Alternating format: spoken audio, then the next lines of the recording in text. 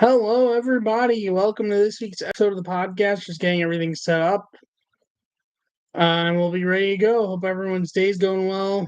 Hope everyone's week is going well. I guess if you celebrate Labor Day, happy Labor Day. As today is Labor Day. I'm going to dive into a whole bunch of things with this episode. Extra fun because I have not done today's Immaculate Grid or Immaculate Draft, so I'm going to be starting that for today's episode.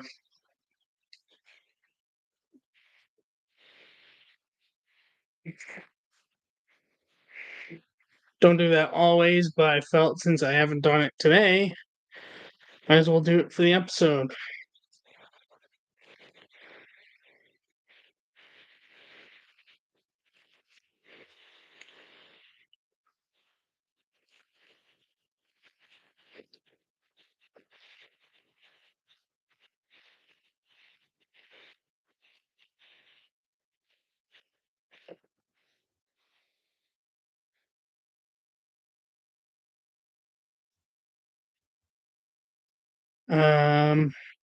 Let me send it out. What's up? Sure.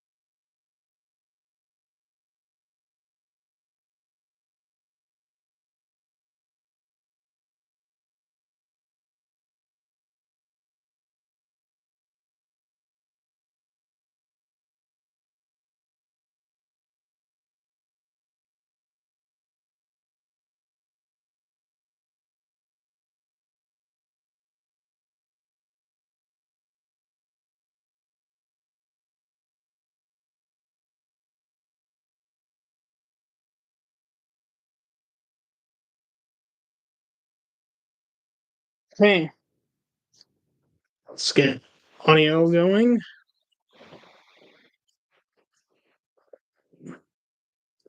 Record audio only. Excuse me. Record. Okay. That's all set. We're ready to go. What's up, everybody? Welcome to this week's episode of Banging in the Booth podcast. We've got a whole bunch to go over. We've got MLB Weekly Recap. We've got College Football Week 1 recap and Week 2 preview. And we've got NFL Week 1 predictions as Week 1 starts on Thursday of this week. Also, because I haven't done Immaculate Draft or Immaculate Grid today, I'm going to be doing that for the podcast since I don't do that very often. We're going to start with Immaculate Grid. Just got share screen. Here we go. Hold on a minute. No, never mind. Here we go. So, for those who are listening on audio, the grid up top on the top row is Dodgers, Phillies, and All Stars, and then going down is Cardinals, Diamondbacks, and played catch a minimum of one game. For Dodgers and Cardinals, let's see, who can I go with for Dodgers and Cardinals? I believe, unless I'm mixing up with Skip Schumacher, and I'm just going to confirm this. I believe Rafael Furcal and Schumacher both played for the Dodgers. Yes. Sorry, hold on.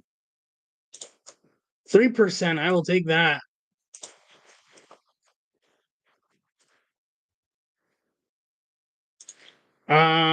Dodgers and Diamondbacks. I know at least one person, but yes.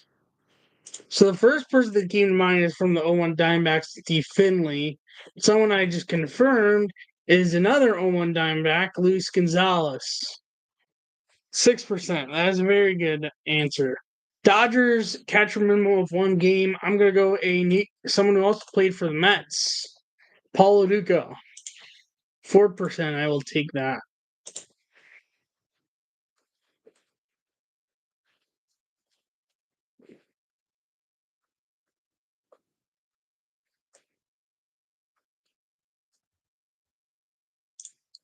Okay.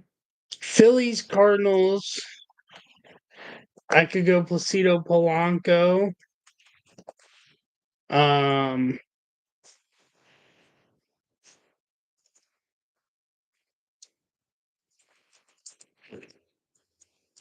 I'm pretty sure he played for both. Let's see, who else can I go with? Howard, no. Chooch, no. Pedro Feliz, and I was thinking you're St. Louis. I don't believe so, but why not check? No. Oh, no, yes, actually. Pedro Feliz. I did not know that until now. He was third baseman for the '08 Phillies. 0.2%, that's a really good find. Phillies and Diamondbacks. I thought of an answer, but I realized it's probably going to be like the top answer. And Kurt Schilling. And I don't necessarily want to go with the top answer. I'm going to skip and come back to it. Played catcher minimum 1 game for the Phillies. Andrew Knapp, who was a recent catcher for them. Well, last year's caught for them was like 2021. 1.0%. That's a really good find. Phillies and Diamondbacks. Kurt Schilling comes to mind, but I feel like he's just going to be way too obvious to my liking. I'm going to come back to it. Cardinals All-Star.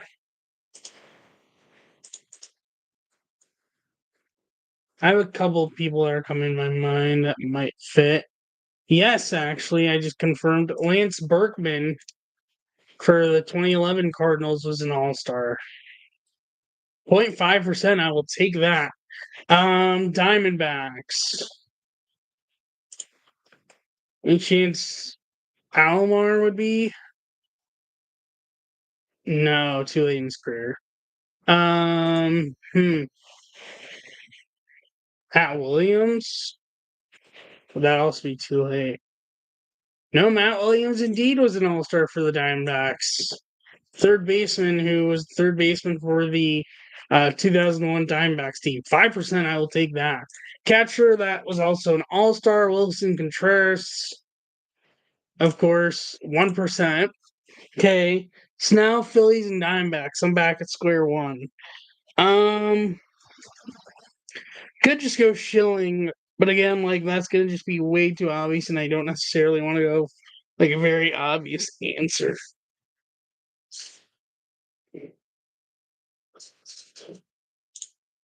Someone I came to mind that I like don't know if he played much for other teams, but I'm curious if somehow I can pull right. Oh wow, I actually did.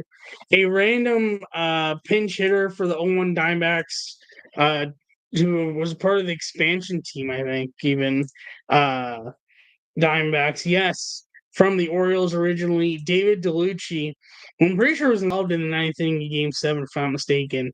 That answer was worth 0.9, and my total rarity score is 21. The amount of possible answers for each spot for Dodgers and Cardinals, there's 265 total answers. For Dodgers and Diamondbacks, there's 77 total answers. For Dodgers and played catcher minimum of 1 game, there's 209 total answers. For Phillies and Cardinals, there's 322. For Diamondbacks and Phillies, there's 57. 229 for Phillies that minimum played catcher minimum of 1 game. Cardinals All-Star 123, Diamondbacks All-Star 31, and All-Star played catcher minimum of 1 game is 245. Most popular answers. Well, actually, it's a very good call. I did not go Schilling because he was 58% for Diamondbacks and Phillies. That was a dodge of the bullet. Either way, but besides for that, Dodgers and Cardinals, Albert Pujols at 37%. That makes sense for Dodgers and Diamondbacks. Zach Greinke for 28%. Dodgers playing catcher minimum of 1 game is Mike Piazza at 16%. That's pretty fair. I think maybe Will Smith would be more of an obvious answer, being more recent, but not going to complain. Cardinals, Phillies, I forgot. Unreally, Scott Rowland played for both 31%. For Diamondbacks, Phillies, I of course said Kurt Schilling, 58%. JT Realmuto at 27% for Phillies played catcher minimum of 1 game. For Cardinals All-Star, Ozzie Smith at only 9%. Luis Gonzalez for Diamondbacks All-Star at 18%. And Johnny Bench played catcher minimum of 1 game All-Star at 6%. And there's like a whole bunch of other stats, but that was today's Immaculate Grid. So now I'm going to switch over tabs for Immaculate Draft. I don't know how I'm going to get all of them right, but we'll see.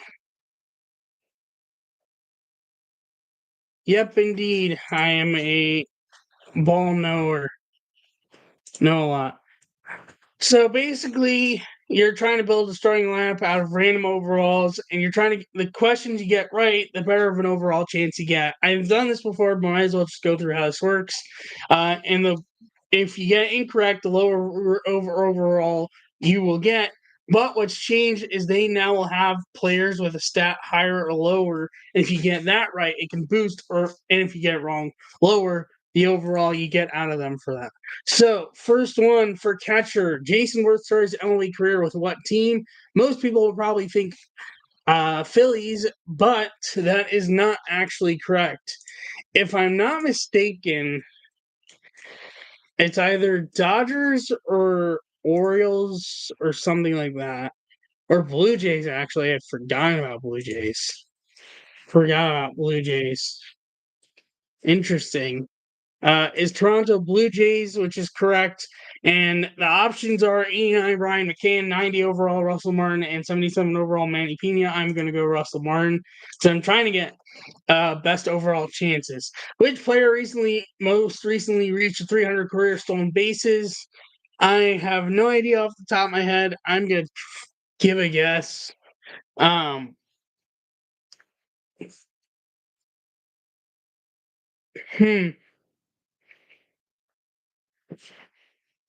Or,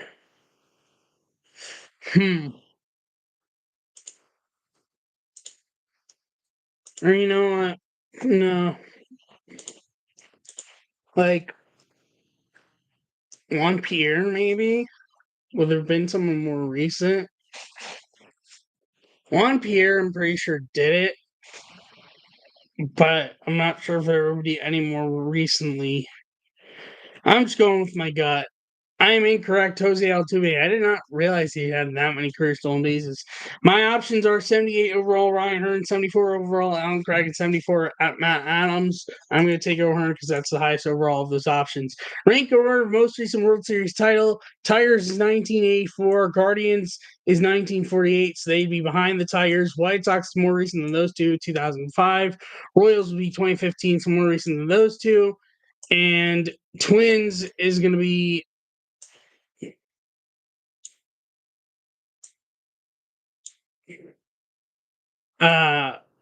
in front of Guardians and Tigers, but not as recent as White Sox and Royals, as they were 1991.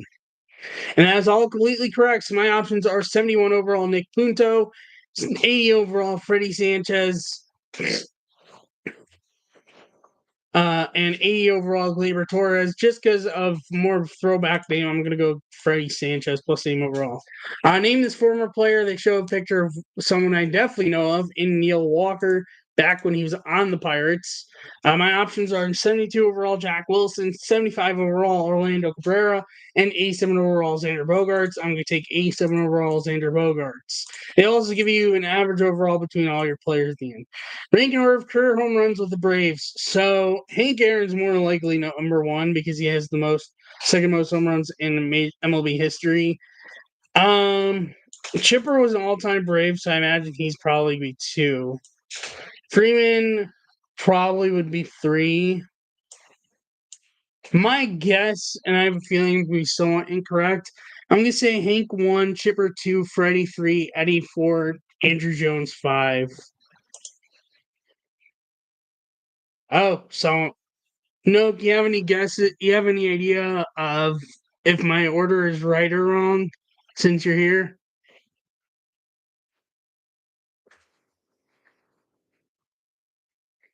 See that I have someone here in the chat curious to ask.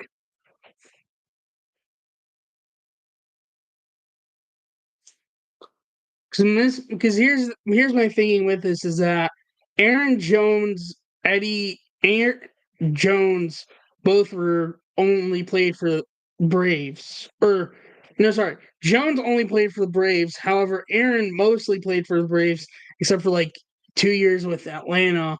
Freddie played with the Braves for a good amount of time until recently. Eddie Matthews was mostly Braves until the very end, where he spent like a year or two, I think, with like Detroit. And Andrew Jones, a good chunk. Oh, interesting. So he's saying Eddie Matthews 3, Andrew Jones 4, Freddie Freeman 5. Interesting.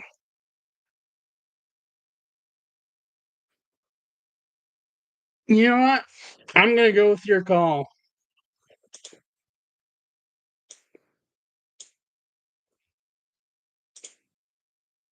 No. Oh, no, I messed it up more. That's what happened. I messed up more from even my original. I messed up with Eddie Matthews and Chipper Jones. That is my bad. Whoops. But I can't get a boosted overall here, even with my wrong pick, with finding out with whether Ryan Healy would have more than 83 career walks or not. The risk is it could go higher or it could go lower depending on whether you get it right or not.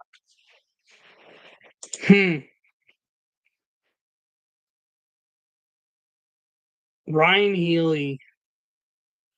Do you have more or less? I'm curious to see.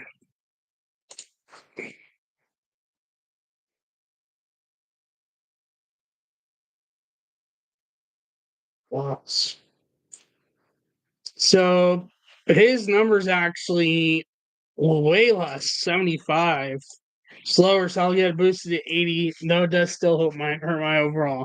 Kansas City Royals from 20. So, which MLB player is this showing the teams he played for 2018 through 2022 with the Royals and 2023 to present with the Baltimore Orioles? I believe this would be Ryan O'Hearn, first baseman. And the years they show would match up. And I am correct. Hideki Matsui, Teo Toss, 80 overall, 79 overall, Teoscar Hernandez, and 77 overall, Chris Taylor are my options. I'm gonna definitely go I'm gonna go Matsui. The question is, my gut instinct is that he would have more than the home run total they show, but actually lower, 175. Oh no, higher. 153. His total is 175, so higher, indeed higher. Not as high as I think be. Which pitcher holds the record for most career postseason starts? Who would have the record for most career postseason starts? And they show an image of 2009 Yankees, which could imply it's a Yankee, could also be a fake decoy. I'm gonna come back to that one.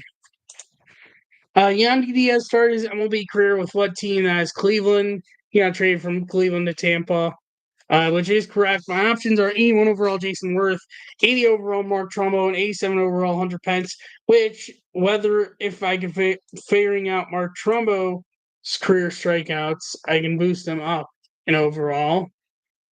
He has 1,097 career strikeouts, which is lower than the total they give, which is correct. So now it's up to 92. Who's the only player to win Cy Young Award while having more losses than wins? I feel like this would be Jacob deGrom. but I might be incorrect in that. Because I know he had rough years when he won the Cy Young Award. No, it's not correct. I just looked into it. It is incorrect. That is incorrect. Huh. Is it maybe a reliever?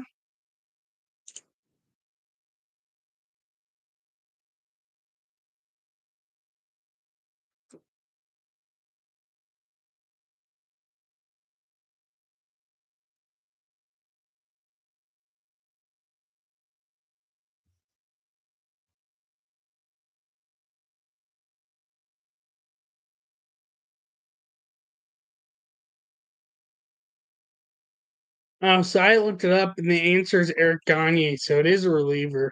Well, he went off on that in as a closer. That makes sense. Would be a closer. So that is correct. My options are 74 overall Trey Mancini, 71 overall Rowdy Tellez, and 80 overall Jock Peterson. I'm gonna go with 80 overall Jock Peterson. I got boosted up to an 82 actually. Um, being it's Yankees, I'm gonna throw out a Yankee, but I have a feeling it might be incorrect. It might be bait.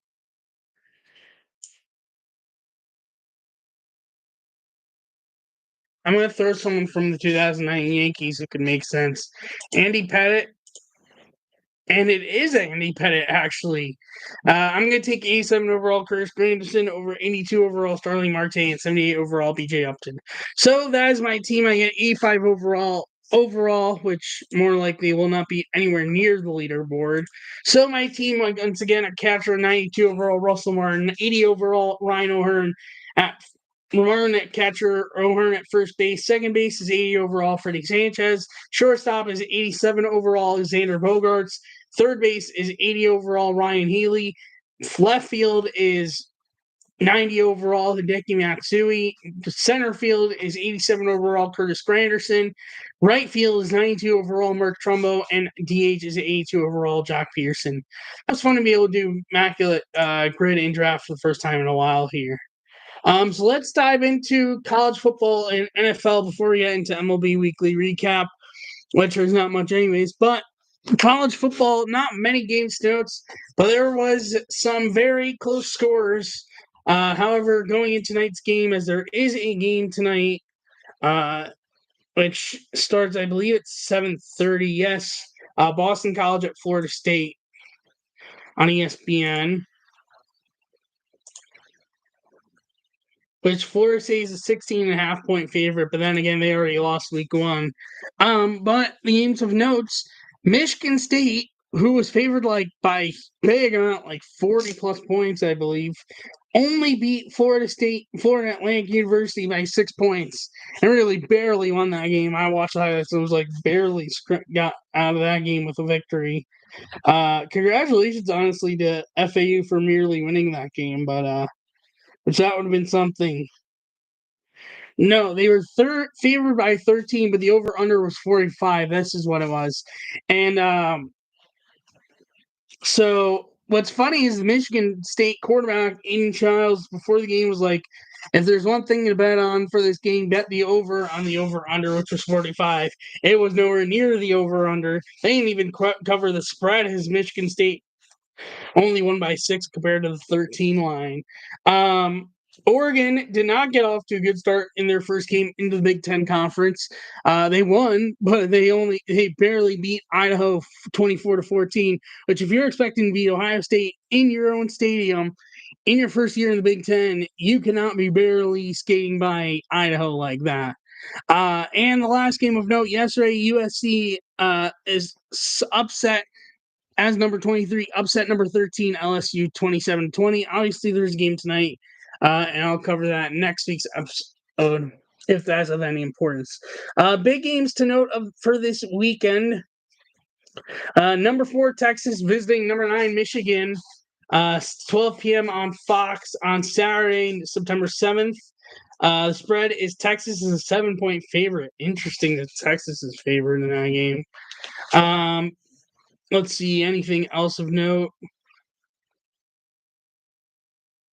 There's also for ranked games for teams ranked in the top 25 as of right now. Penn State's hosting Bowling Green, 12 p.m. on Big Ten Network. They're 34.5-point favorites. All these point favorites is per ESPN bet, except for the Michigan State one. Oklahoma State's number 17 hosting Arkansas, 12 p.m. on ABC/ESPN Plus. Number 18 K-State at Tulane, 12 p.m. on ESPN. Oklahoma State's a 7.5-point favorite. K-State's a 10-point favorite. K-State being Kansas State, by the way.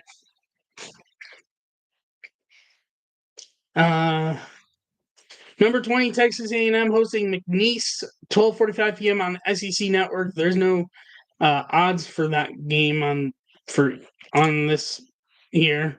Georgia's hosting Tennessee Tech, 2 p.m. on ESPN Plus/SEC Network Plus.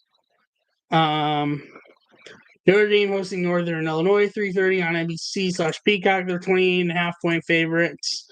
Utah hosting Baylor, that could be something. 3:30 on Fox. Utah being a 14-point favorite. Iowa versus Iowa State, 3:30 on CBS on Saturday. Iowa's a 2.5-point favorite. Iowa coming off a big, scoring 40 points, which is a rarity for them.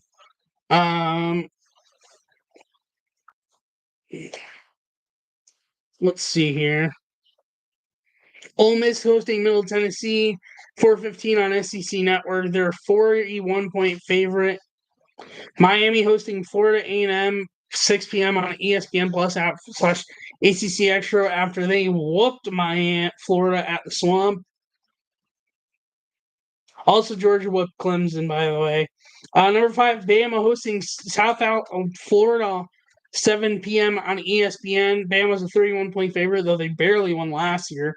Number 11, Mizzou hosting Buffalo, 7 p.m. on ESPN Plus/SEC Network Plus. They're a 34-point favorite. Number 22, Kansas at Illinois, 7 p.m. on FS1. They're a 6-point favorite.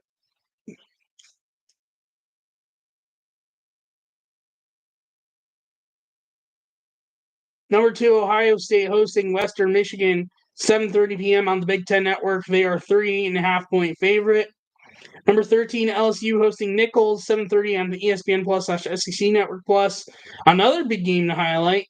Number 24, NC State hosting number 15, Tennessee, 7:30 on ABC/ESPN Plus. The Duke's Mayo Classic. Tennessee is a 7-point favorite, though on the road. Number 16, Oklahoma hosting Houston, 7:45 on the SEC Network. Oklahoma's a 29.5-point favorite. Clemson hosting App State as number 14 at the moment, 8 p.m. on ACC Network. They're a 17-point favorite going in. Number 3, Oregon hosting Boise State, 10 p.m. on Peacock. 21, Arizona hosting Northern Arizona, 10 p.m. on ESPN Plus. And USC hosting Utah State, 11 p.m. on the Big Ten Network. USC is 28.5-point favorite. That is the big games and the top 25 games for week 2 of college football. And obviously, there's still a game to go tonight.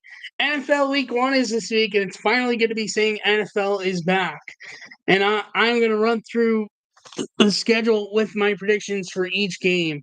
It kicks off Thursday, September 5th, with the Ravens traveling to Kansas City to take on the Chiefs just after they had faced each other in the AFC Championship game, 8:20 on NBC.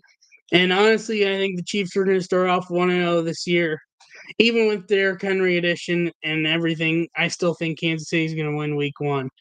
It's Friday, having a Friday game in Week 1 unusual. The Packers and Eagles face each other, traveling to Corinthians Arena in Brazil for a game, 8:15 p.m. Eastern on Peacock. I have Philly winning this game. As much as Packers had a great year last year, I think Philly's going to win. And then Sunday, most of the games are Sunday except for obviously Monday Night Football. Steelers and Falcons, 1 p.m. on Fox. I have the Falcons. The Cardinals at Bills, 1 p.m. on CBS. I have the Bills. Titans at Bears, 1 p.m. on Fox. I have the Bears. Patriots at Bengals, I have at 1 p.m. on CBS. I have the Bengals. Texans at Colts, 1 p.m. on CBS. I have the Texans. Jaguars at Dolphins, 1 p.m. on CBS. I have the Dolphins. Panthers at Saints, 1 p.m. on Fox. I have the Saints. Vikings at Giants, 1 p.m. on Fox. I have the Vikings. Raiders at Chargers 4 or 5 on CBS. I have the Raiders. Broncos at I almost said Mariners. Seahawks 4:05 p.m. on CBS. I have the Seahawks.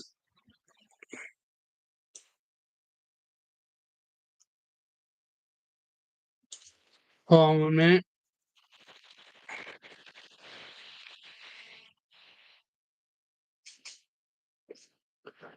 Cowboys at Browns, 4:25 on Fox. I have the Browns. I haven't seen split on how many people are picking which way, but I think Browns are going to come out even without Nick Chubb and win this game. Commanders and Buccaneers, 4:25 on Fox. I have the Buccaneers. Sunday Night Football, Rams at the Lions, 8:20 on NBC. I have the Lions. And Monday Night Football, 49ers hosting the Jets. I have the 49ers, 8:20 on ESPN. That's it for football department. Now we've got baseball MLB Weekly Recap. Not that many days to go over, but that kind of is how it is, with the last episode being Thursday and today being this week's episode. There will be more of a gap for next week's episode. I don't know when it's going to be yet, as I'm just starting to get into the groove of being back in college. But once I figure things out, you'll see how I guess plays out. But at the moment, don't have a set idea for schedule just yet. But we'll see. But anyways, let's go over MLB Weekly Recap. So going back to August 29th on Thursday, Angels beat the Tigers 3-0. Zach Nettles 2-run homer in the fifth ties the Angels shortstop record of 20 home runs in a season for most by Angels shortstop in a season with Jim Fregosi. Rangers beat the White Sox 2-1. Corey Seager's solo homer in the fourth is his 200th career homer, which makes him first pure left-handed shortstop, not including switchers, in MLB history to do so, and 15th shortstop to do so in general. Mets beat the Diamondbacks 3-2. Solo home run in the second. Polar Bear Pete Alonso now has 221 career home runs in 818 career games, which is third most homers in Mets history, passing Mike Piazza's 220 in 972 games, and behind Darryl Strawberry's 252 in 1,109 games, and David Wright's 242 in 1,585 games. The Reds beat the A's 10-9. Lawrence Butler's 3-homer game makes him second A's player with 2 3-homer games in a season, joining 1996 Geronimo Baroa and third players 24 years old or younger with 2 3-homer games in a season, joining 2016 Mookie Betts and 1947 Ralph Kiner. Orioles beat the Blue Jays beat the Red Sox 2-0. Rich Hill for the Red Sox getting picked up recently after being released by another team. 1 1/3 innings, 0 hits, 0 walks, 2 strikeouts, makes him the only player to appear in at least one MLB game in each of the last 20 seasons from 2005 to 2024. Hell, that is it for Thursday. For Friday, the Cubs beat the Nats 7-6. Cubs 80 runs in 8 games is most in an 8-game span for the Cubs since September 11th to the 18th, 1935, which they had 84. Their only seasons with 8+ game spans with 80+ runs since 1900 1929 and 1930. The 7-run second is the first time they've had 2 innings of 7+ runs within a week since June 28th and July 1st, 2018. Dylan Cruz home run in the second and the third makes him first Nationals rookie to homer back-to-back games since Dallas Cubs from September 8th to the 9th, 2022. Braves beat the Phillies 7-2. Braves starting pitchers have allowed 3 runs or less in 19 straight games. That's their longest single-season streak since 1893.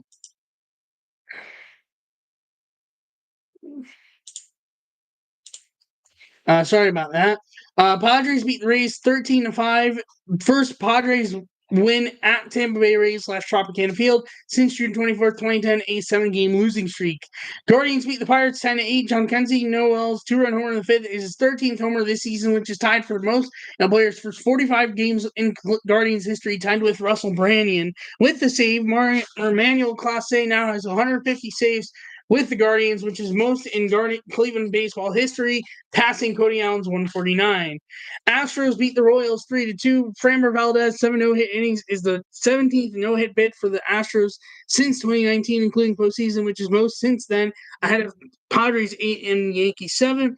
Also, the 17th no-hit bid of 7+ innings pitched in a 6-year span, including postseason, since 2019, since 1961, which is most ahead of 2018 through 23 Houston Astros and 1986 through 1991 Rangers 12 and 1987 to 1992 Rangers, and 1970 and 1975, Angels 11.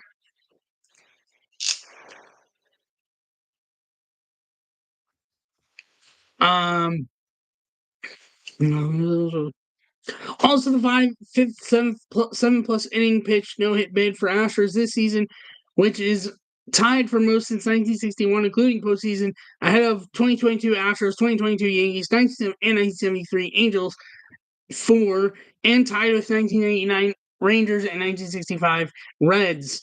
Dodgers beat the Diamondbacks 10-9 with solo homer in the eighth. Ohtani now has 11 homers and 15 stolen bases this month, which makes him second player with 10 plus 15 plus in a calendar month, joining 20,004 Carlos Beltran 10-16.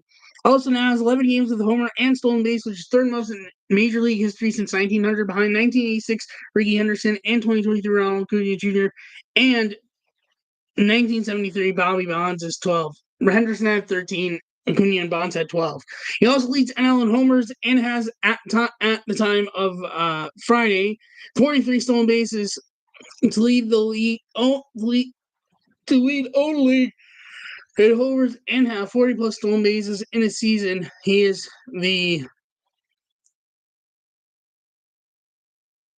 fifth player to do so, joining 1912 Tris Speaker's 10 homers, 52 stolen bases, 1909 Ty Cobb, 9 homers, 78 stolen bases, 1909 Red Murray, 7 homers, 49 stolen bases, and 1903 Jimmy Sheckard, 9 homers, 67 stolen bases. And then Brewers beat the Reds 14-0 game 2 of a doubleheader. 10-run ninth for the Brewers makes them the first team to score 10 plus runs in the ninth since the Red Sox on May 7th, 2017, and 13th time since 1969. That is it for Friday. For Saturday, Cubs beat the Nationals 5-3, making 85 runs in the last 9 games, most in the 9-game span since September 11th to 19th, 1935's 90. Their only season with 9-game spans with 85 plus runs since 1900 is 1929 and 1930. Cardinals beat the Yankees 6-5 in the game. Judge and Soto have 10 plus homers and 20 plus stolen bases, or 20 plus walks, sorry, this month, which is third teammates pair to do so, joining August 1949 Ted Williams and Vern Steffens, and July 1931 Babe Ruth and Lou Gehrig. First Cardinals W in Yankee Stadium in general for them, in this current version of Yankee Stadium, which is Yankee Stadium 2, and first in general in the Bronx since Game 5 of the 1964 World Series on October 12, 1964. Tigers beat the Red Sox 2-1 with Tyler O'Neill striking out swinging in, I believe in like the third inning or so. I forgot what inning it was. His streak school 200th strikeout this season, making him fourth Tiger left-hander to do so, joining Mickey Lolich 7 times from 1965 to 74, Hal Newhouser 1945 and 1946, and Matthew Boyce 238 in 2019.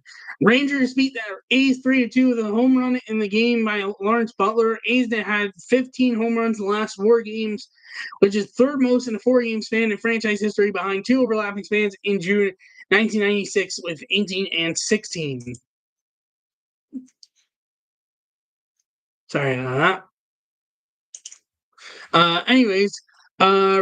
Brewers beat the Reds 5-4 with someone running the 9 Jackson Trio, 20 years to 173 days old, the 6th oldest, youngest player with a go-ahead homer in the 9th inning or later since 2000, older than September 11th, 2018, and April 9th, 2019, once over 19 years to 321 days and 20 years, 166 days, respectively. June 20th, 2003, and September 20th, 2003, Miguel Cabrera, 20 years, 63 days, and 20 years, 155 days, respectively. And September 16, 2020, Luis Garcia Jr., 20 years, 123 days. And the Dodgers beat the Diamondbacks 8-6. Shohei Ohtani solo home run in the first. It's his 6th game this month with a homer, which is most games with a homer and stolen base in a calendar month since 1900, ahead of September 2019 Elmer Gabasi, June 1975 Joe Morgan, and July 1973 Tommy Harper 5. Also now has 12 home runs this month, tied for most, and 15 stolen bases this month, most making him sixth time and fourth player to lead MLB in home runs and stolen bases for a calendar month since 1920, joining April 1967 Lou Brock, September 1956, September 1955, and July 1955 Willie Mays, and April 1940 Jimmy Fox. Mookie Shohei and Freddie Freeman back-to-back solo home runs to lead off the game. It is the first time in Dodgers history Dodgers had 3 straight homers to start a game. And as for yesterday's games, Cubs beat the Nationals 14-1. Hold on a moment. I hate when I do that.